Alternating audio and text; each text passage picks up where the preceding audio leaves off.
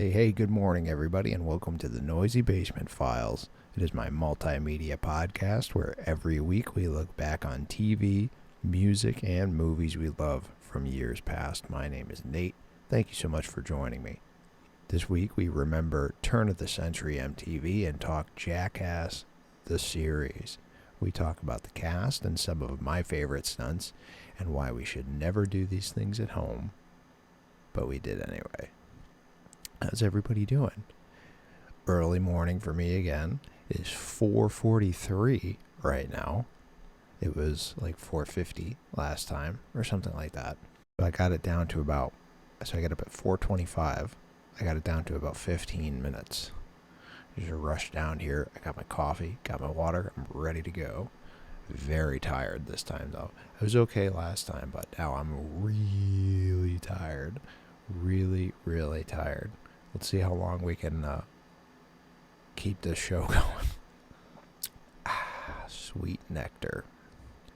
So we're talking Jackass today. This is a great, great show, and we'll get into that in just a few minutes.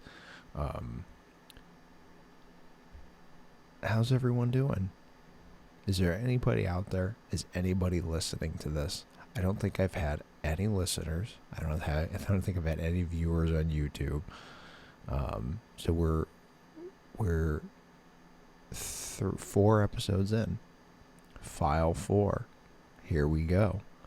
I've told myself if I make it to 10 episodes, then I will open the social media floodgates. Maybe I'll make the show an Instagram or a Twitter or what have you. Maybe just an Instagram. I really don't like Twitter that much. I'm not on any of those things right now. And I'd probably like to keep it that way, but it's just kind of the nature of the beast. I guess we'll see what happens. I'm still kind of working on learning how to do certain things. I kind of have the audio editing part down okay, but I went back and watched a little bit of the Yu Yu Hakusho episode on YouTube, and it is not good.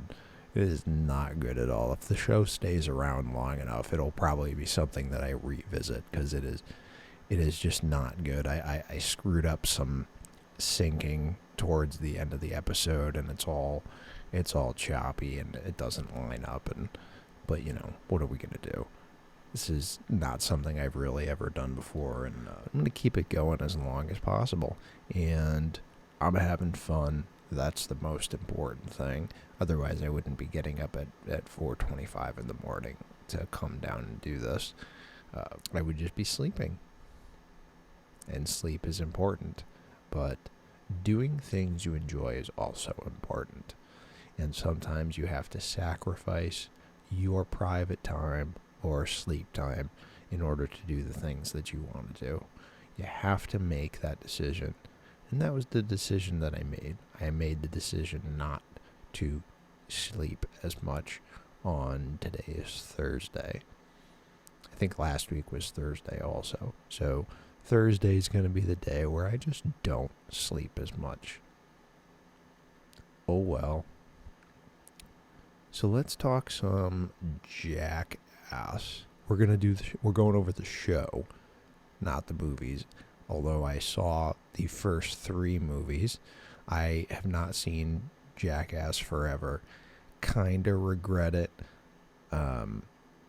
It's probably something that you really want to go see in the theaters, but too late now.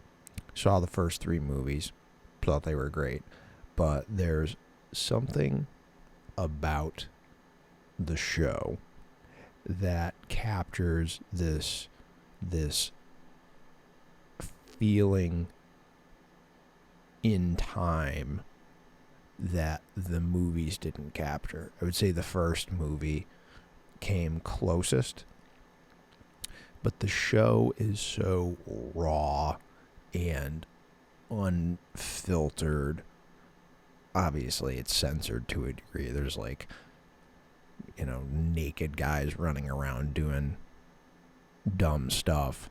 So they had to cap it at some point. I think the rating was like a It was probably like a TV 14 or something like that. Maybe it went up after the movie came out because the movies were rated R. So it aired in October 1st, 2000. It was an MTV show. I don't know if anyone else picked it up afterwards, maybe after the show, after all the seasons were done. It ended up being four seasons. I don't remember a fourth season. I went back and watched some stuff to get ready for the show, and I think the fourth season was just like it was technically just the Gumball Rally episode, which was like 2006, 2007, something like that. But I think it was just that one episode. I remember mainly the first three. They dropped them on DVD many years ago. It was probably 16, 17 years ago at this point. They did them as volumes. They didn't say season 1, season 2, season 3. It was Jackass Volume 1, Jackass Volume 2, Jackass Volume 3. And it was like they had like color-coded DVDs. Season 1, Volume 1 was white. Volume 2 was blue or red, and then Volume 3 was blue or red. It was the other one, whichever one it was. And I got those, I'm pretty sure, at GameStop, back when GameStop was selling used DVDs. And for those of you that never got to experience GameStop selling used DVDs, I found some serious gems in the GameStop used DVD section. I was devastated when they stopped selling DVDs. I have hundreds of movies on disc, and I would say 90% of them I probably bought at GameStop in the used DVD section. There were such good deals all the time. You could get like, I think the best I ever did there was there was like a weekend or two that they had done like a buy 5 for, like it was like 5 for $7, 10 for $8 or something like that. And then I ended up getting 15 DVDs once for like $10 or something like that. All, movies, shows. I got a couple of the Dragon Ball Z movies there. Picked up the Dead or Alive movie there. That's a hidden gem. Not very good, but perfect for a, 14, 15-year-old boy, which I was at the time. Or I might have been driving. I think I was driving, so I would have been 16, 17, something like that. So perfect. Oh, a lot of wrestling DVDs, too. I picked up a ton of wrestling DVDs there. They had, some WWE stuff. I think I found some TNA stuff there. But it was a really great time. So when I was researching this show, that was fun to kind of go down that. I just looked through all my DVDs and stuff, and it's just amazing how many DVDs I have that I got from GameStop. It's unfortunate that it's not a thing anymore. Hopefully, if people ever start listening to this show, I would love to hear some GameStop DVD story.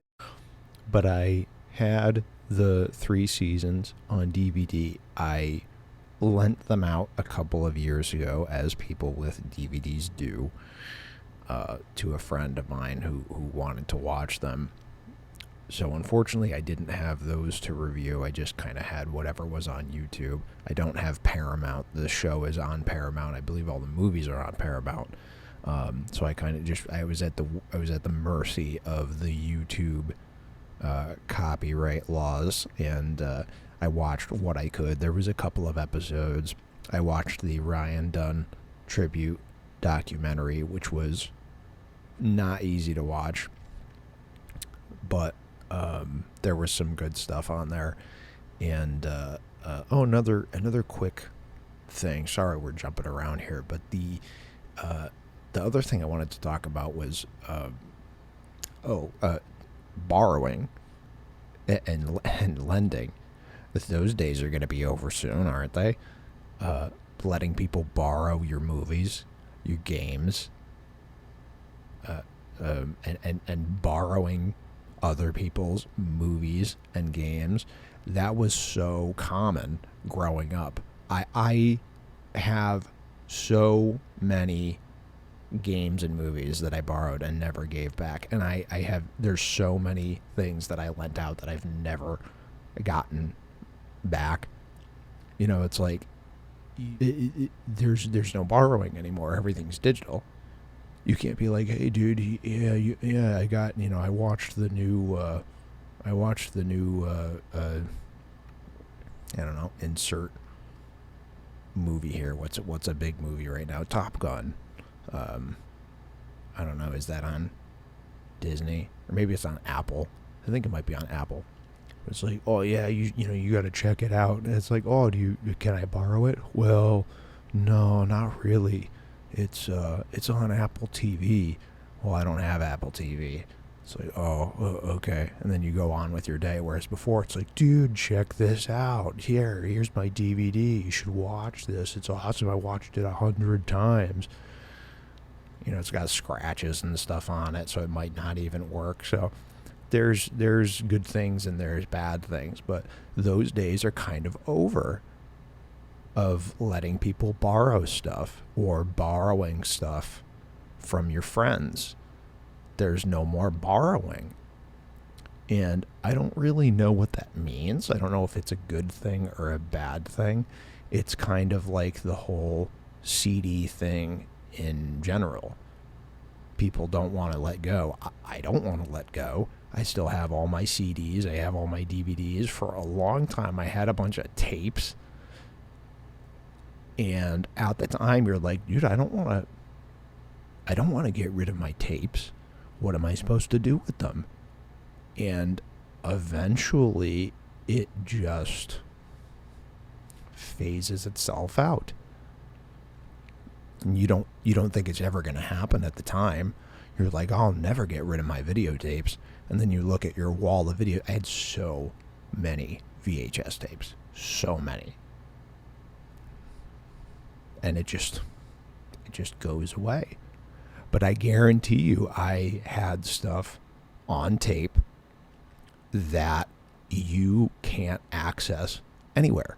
You just think of the commercials from taping something on TV. Some of the commercials that you'll never ever see again. Not that you want to see an old commercial, but if you're a nostalgic person, like I am, I'm very nostalgic for the late 90s and early 2000s. You hang on to those memories.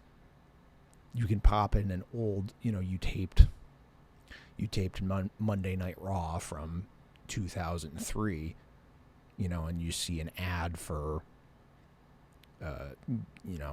first generation Yu-Gi-Oh cards or something like that, or the show, and you're just like, whoa. I'm going off on a tangent here. We gotta cut this out. But let's talk some Jackass. So the thing about the show is that it's so raw and unfiltered, and when you see it for the first time, it's like there's nothing else really like it. I was trying to think of something comparable, and the only thing I could think of, it was like watching some weird version of Cops or something like that. Obviously, there is police in the show in a few occasions when the crew gets, they get arrested for public indecency or whatever it is. But there was nothing really like it. There were other kind of raunchy shows during the time. Of course, this came after South Park, which was kind of the king of that era. And of course, I watched South Park. And but that era of MTV, it was just like this wild, this chained up beast that was being that was waiting to be let loose on the world. And I'm not entirely sure of the origins of the show, but the cast is kind of split up into a few different groups of people. There was the Big Brother group. Big Brother was like a skating, BMX, whatever kind of magazine or something like that. I don't know if they had DVDs. And from that group, there was Knoxville, of course, Jeff Tremaine, who I guess was the producer of the show, Chris Pontius, Rick Cossack. I don't know who else was. Maybe Dave England. But I know those guys were. And then the other kind of half of the show consisted of like the CKY guys, who were kind of doing this style of documenting before Jackass started. I think those guys took a lot of ideas from the CKY guys, and CKY was like kind of became huge before Jackass even started. And that, of course, was Bam, Ryan Dunn, Deco, Brandon DiCamillo, Rab himself, smaller cast members, but Rab himself, Rake Yon. I don't know if Loomis was part of that. The guy with the ponytail on his chin. And then there was Steve-O, who was kind of a outsider. He was a clown, and they just they found him and brought him onto the show. And Danger Aaron. I don't know if Danger Aaron and Dave England were part of the Big Brother group, but all those guys, that like core group of guys, by the end of the show, they felt like your friends. On that note, the CKY guys. So I graduated high school in 2007. My core group of friends. Oh, there's my cat. My core group of friends were, we were in bands. We were into skateboarding, doing dumb stuff. Those CKY guys, they felt like I look back to that and I get the same sense of friendship that I had with my friends in high school. It was like the same thing, and they just captured it on video doing stupid stuff. Well, of course, we can't forget Preston and Wee Man. I don't even know why I write these notes down. I write them down. I don't even refer to them completely. But it's funny because all the cast members, they kind of had the things that they did a lot of, and then the things that they didn't. Like Johnny, of course, he would get hurt all the time, but Johnny was kind of the guy that they would send out. Johnny Knoxville, the guy that they'd send him out into the public to do things, to just make a fool of himself. He had the one where he stuck the strap on in his sweat shorts, and he was going to work out, and he just had a giant hard on, and he went out to play basketball, and he's like guarding the guy, and he's just got his wiener poking into him. The gassy yoga. I'm Johnny Knoxville, and I have gas. and I'm going to go to yoga class. And then he goes to yoga, and anytime he like moves around or is relaxed from the yoga, he just lets out the giant fart. I'm assuming there's some kind of either he or the cameraman that he had in there with him had some kind of remote, trigger to make the fart sounds. But Johnny was the guy that they would send out into the public to do stupid things. He was the bad grandpa.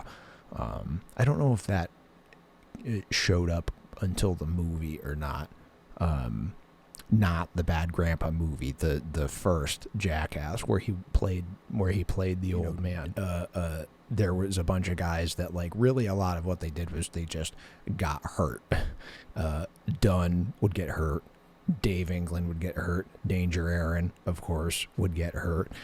There was always bikes and ramps and skateboards, and Dunn would ride into trees and cacti, and Steve-O would get hurt and do disgusting things, poo cocktail, jumping into poo, and as disgusting as it is, anytime anyone in the show would need to vomit, I don't know if there's anything, to me, funnier to watch than these guys vomiting from doing something disgusting. I really hope there's other people out there that feel the same way. I get like crippled from laughter from watching these guys puke. It's another reason why I liked Wild Boys so much, because it was just half the show was Steve-O needing to puke. We'll definitely do a show on Wild Boys at some point, because that was an excellent show. Same with Viva La Bam. I watched both of those shows completely. Bam would do a bunch of stupid stuff. He'd knock the guys over on the golf course. He'd get himself hurt. Bam was like a pro skater, so anything skating related he would do. He'd do the dumb drop-ins, or he did the fat suit with Dunn, riding skateboards on it with the fat suits on, or beating each other up, going to the gym. And it's funny, there were obvious pairs in the show.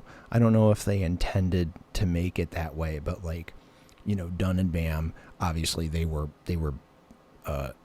best friends. They grew up together in wherever it was, Westchester County, in I don't know, maybe it was New York, Pennsylvania, something like that.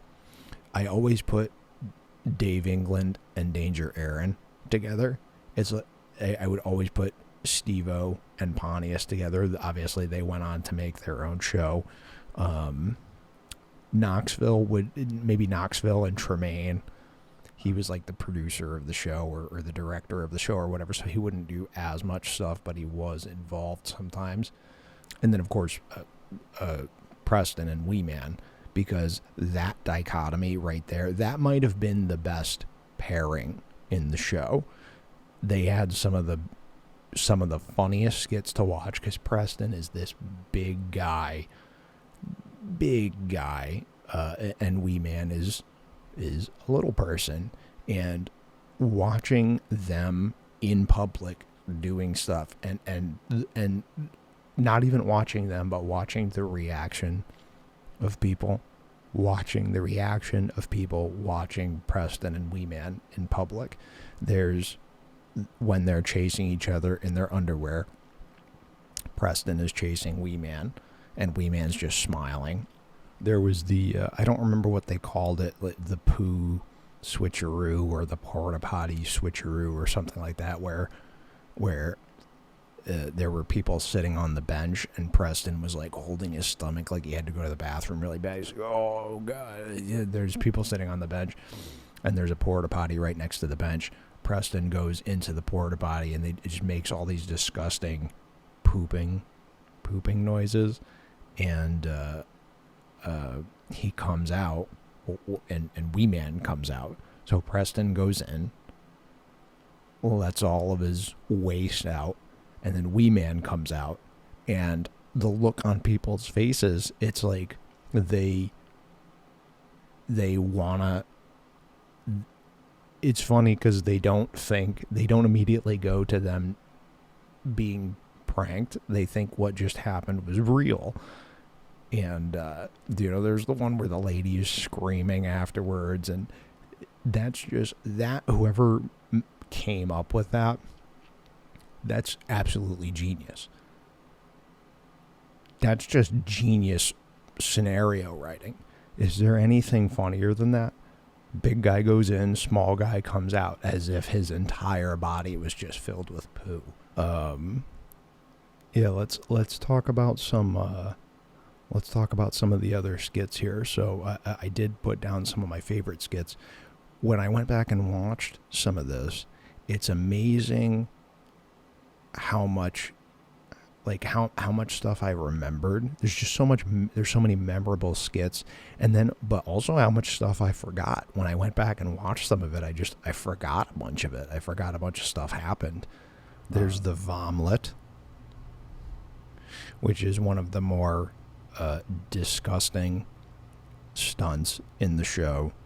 Anything involving waste or vomit is what are you gonna do? They did the skits, not me.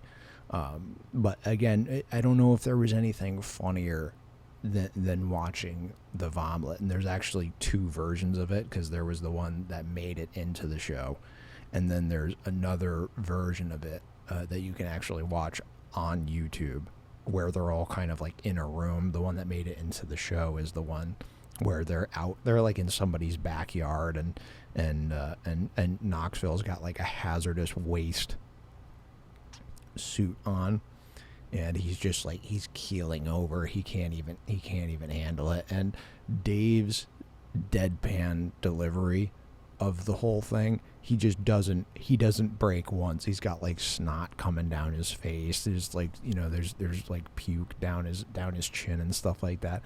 Nobody's going to listen to this show. I'm like turning everybody off. I'm turning everybody off from this, talking about like puke and poo and stuff. But I don't really care. So what are we going to do about it?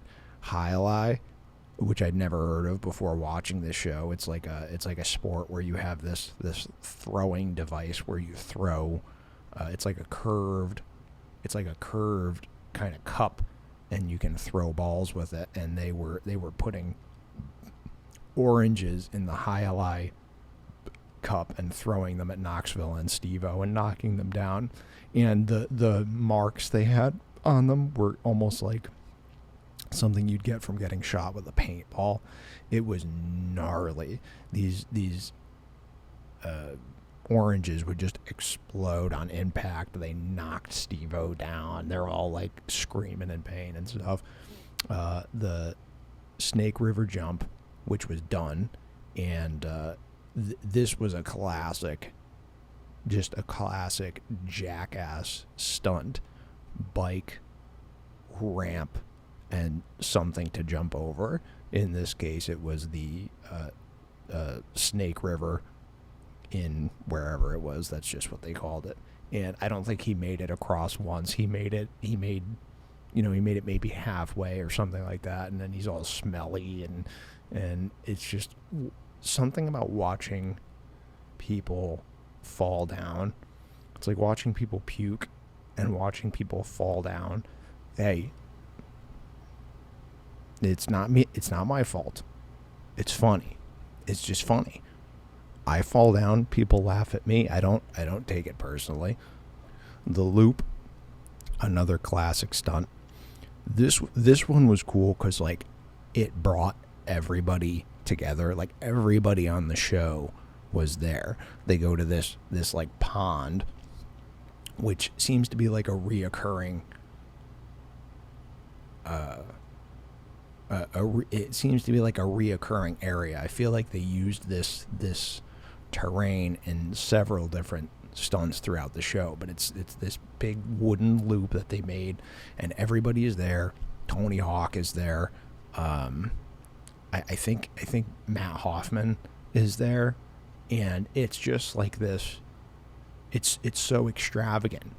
Bam does it and fails. Tony Hawk does it and fails. Matt Hoffman does it and fails. And then they just do it a bunch of times over and over and over again. And eventually they figure out how to do it. And everybody's cheering. And it's like this big, awesome thing. And thank God Bunny the lifeguard was there to save anybody that fell into the water. Tandem bike. I think that was definitely Dave England, and maybe it was Danger Aaron. Could have been Ryan Dunn, but that's where they dressed up in the bunny suits and rode the tandem bike and was, falling down and stuff. Urban kayaking, again, just a great idea. You could tell these guys just thought differently, like with the porta potty swap with Preston and Wee Man. Urban kayaking, they just go to these kind of they go to these public places where the terrain is still kind of I don't know what the word is. It varies from place to place. There will be like a stairwell or a street that's kind of inclined, and they ride a kayak down the terrain, and then they get water thrown in their face. I think that might have been a Dave England one, but it's just a cool idea. There was a similar one where one of the guys was on a skateboard. They might have been in like a clown outfit or something like that, but not a skateboard, a snowboard, and they were in like a clown outfit, and they were doing the same thing where they were trying to do it in an urban environment. No snow, no sand, nothing like that. The cup test, which was, of course, was Knoxville, where he was testing out the durability of a groin protection. He had like kids come and kick him in the nuts and stuff, and they shot like a croquet ball into it, and then there was the sledgehammer dangling from the little axle device. And Knoxville getting hurt is another it's hard to watch, but then when it happens, I don't know if there's a whole lot of things funnier than that. And some of these, I'm listing these off, and it's just sometimes the willingness of these guys to get hurt. It's like, how do you get to that point in life where you're just like, oh, this is a good idea, I'll just do this. No problem. No questions asked. Gassy yoga I had already mentioned. Fat costumes I already mentioned. Devil costume. This was Pontius. This is one of the all-time greats. Pontius was another guy that they would send out into the public and do dumb things. And Pontius was like the perfect guy to do this because he's kind of this happy-go-lucky, he's just nothing could be going wrong. Everything is perfect, and he did the devil costume. He did the roller bobby in England, where he had like the English flag outfit on and the helmet. And he's on like the 4-wheel roller skates, not even the inline skates, but like the 4-wheel roller skates. And, he's like, I'm Roller Bobby, I'm going to fight crime. And he's just like stopping people walking on the sidewalk. And it's just so funny. But he's the devil. He's wearing a devil costume in this skit. And he's just walking around trying to keep God out of California, and no big deal. And people are, there's the guy that gets all mad at him and he tries to fight him, and it's just he doesn't break character at all. Very funny. Poo diving. This was Ryan Dunn. where he apparently, after watching the documentary, this was the first thing that they filmed with him, and I guess he was just not a very clean person, and he just had no problem doing this. It's where he just dove into the septic water with a snorkel on, which he goes in, and immediately the snorkel goes into the water, so it just like funnels the poo water into his mouth. All the eating and drinking contests. There's the eggnog contest, the egg eating contest, and then the milk drinking contest, which of course involves a ton of puking, and it's just like a disgusting puke fest. So clearly I thought it was really funny. And then the last one I put down was the Steve-O goldfish, which was one of the first things that they filmed with Steve-O, was where he swallowed the goldfish in water and then puked the goldfish back up. And so all the episodes were kind of the same, but they were kind of different. They spread out the gross stuff and the dangerous stuff to fill a half hour.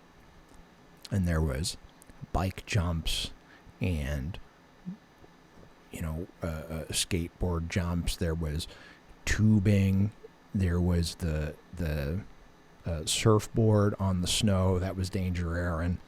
There was the poo diaper.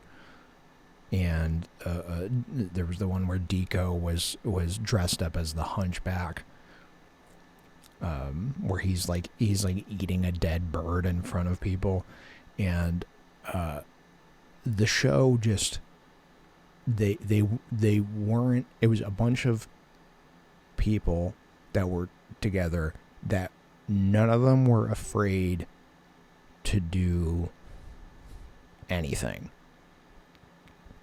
Some of them would draw the line as far as like getting parts of their body hurt really badly.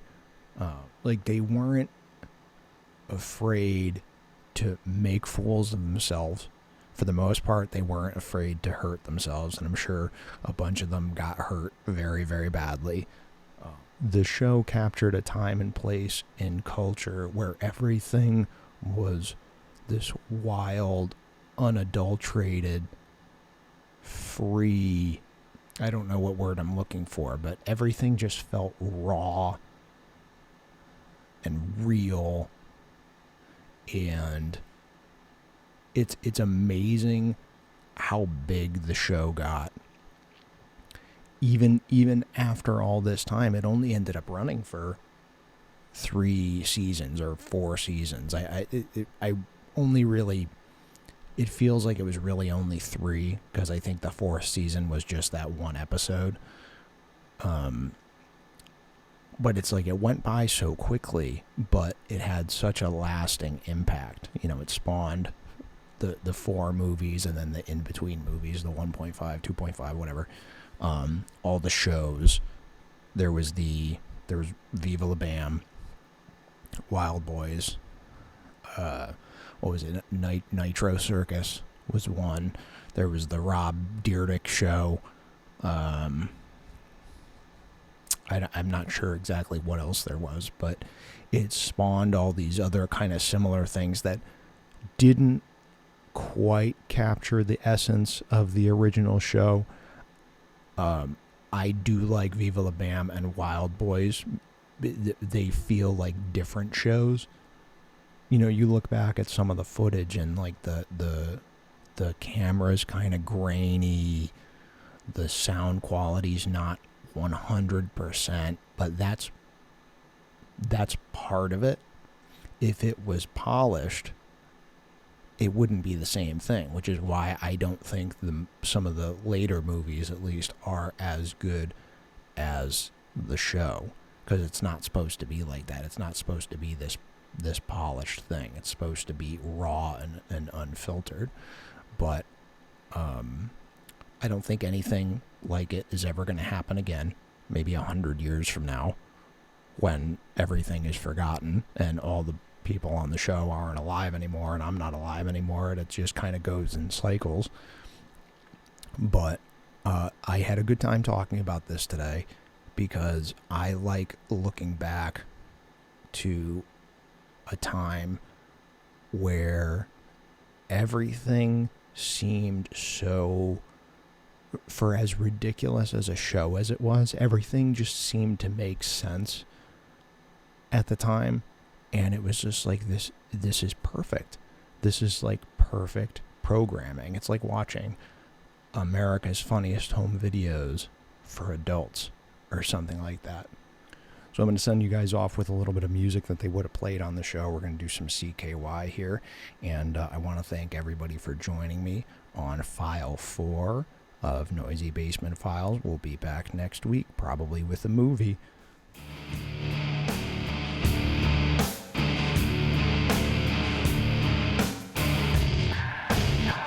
I got to work on these endings.